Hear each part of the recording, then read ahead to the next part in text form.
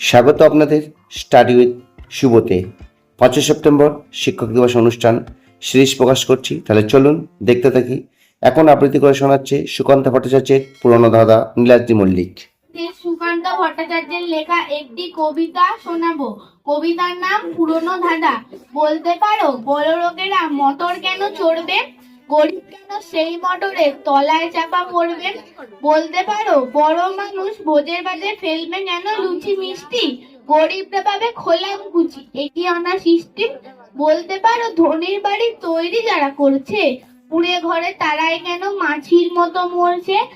ধনির মেয়ের দামি পুতুল, হরেক রকম খেলনা, গরিবের মেয়ে পায় না আদর, সবার কাছে ফেলনা।